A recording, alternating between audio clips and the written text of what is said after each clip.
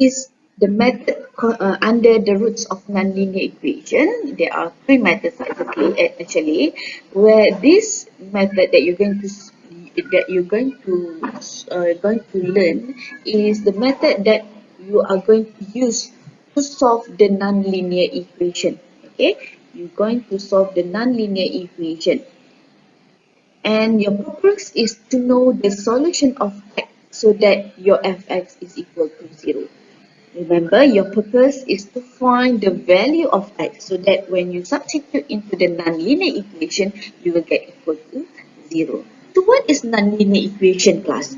So these are the example of nonlinear equation where if you see here, it's quite difficult to solve uh, by manually or by using analytical solution, by using analytical method.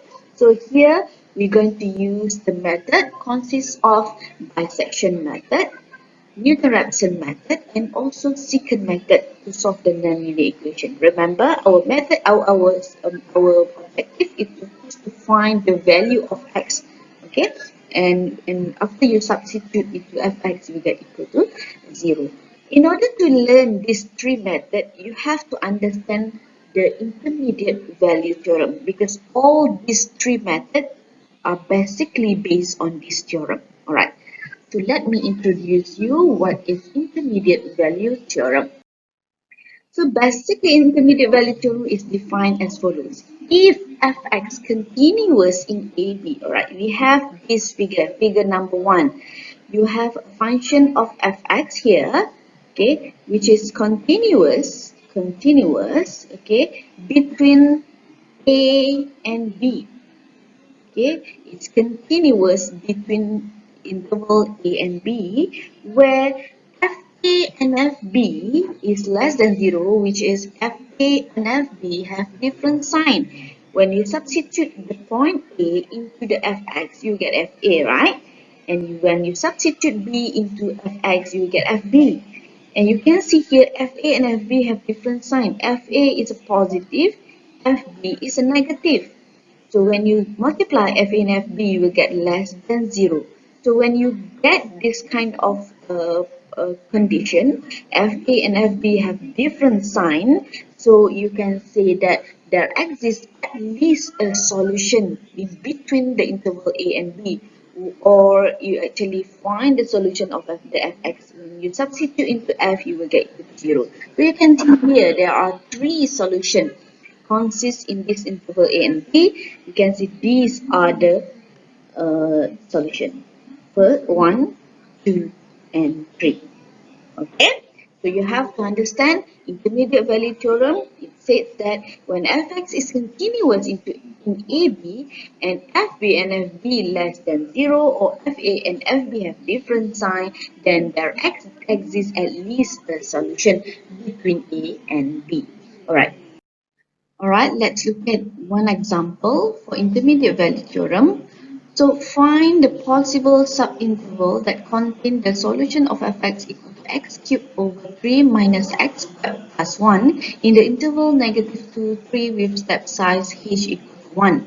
Right, you can see here the question actually wants you to find another interval between in the interval negative 2 to 3, okay, where the interval contain the solution for the fx.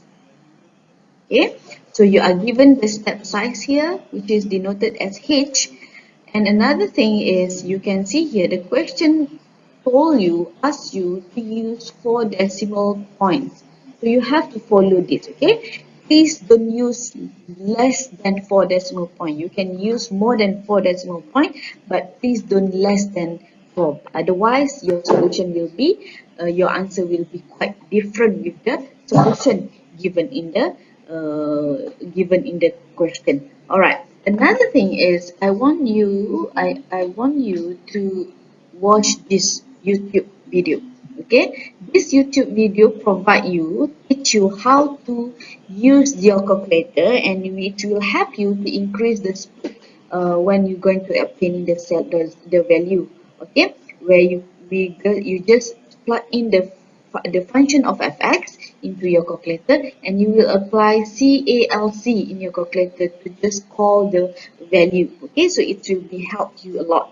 Alright, let us focus on how to find the interval. First thing is you have to come up with the table of x, fx, and also sine of fx. Alright, so what is the value in the column x? So this is actually the interval, -2 to 3 given in the question. Okay, this is actually the interval given in the question, -2 to 3, with the step size is 1. So -2, -1, 0 until 3. So how to obtain the fx? By just substitute the each value of x into the fx given in the question. Okay, for example, you substitute -2, you will get -5.6667. You can see here I use 4 decimal places, 1, 2, 3, 4. 4 decimal places because I follow the question. Alright, so find the fx for each value of x, and then you can see here the sign for the fx, where here is negative, this is also negative, this is positive, positive, negative, and positive. So we come out in this column, and by applying intermediate value theorem, okay, intermediate value theorem, where intermediate value theorem said when fa and FB have different sign or less than 0, FA multiple FB is less than 0, or FA and FB have different sign, then there exists at least a solution between the interval. So you can see here where is the different sign. You can see this is negative and this is positive, so means that different sign. So there exists one in solution between the interval -1 and 0, and then this is positive, also here is positive, so no, and here is positive, negative, yes, so another interval between 1 and 2, 1 and 2 here, and then this is also different, negative and positive. Therefore, another solution exists in this interval 2 and 3. So from the big interval -2 and 3 given in the question, you have another 3 subinterval that contain the solution of fx, which is -1, 0, which is the interval is -1 and -1 to 0, 1 to 2, and also 2 to 3. So if you use the bisection, secant, and also Newton-Raphson method, you will find the solution between these three intervals. Alright, I think this is clear. Okay, we will continue in another video for the method of bisection, and also Newton-Raphson, and also secant method. Thank you. Assalamualaikum.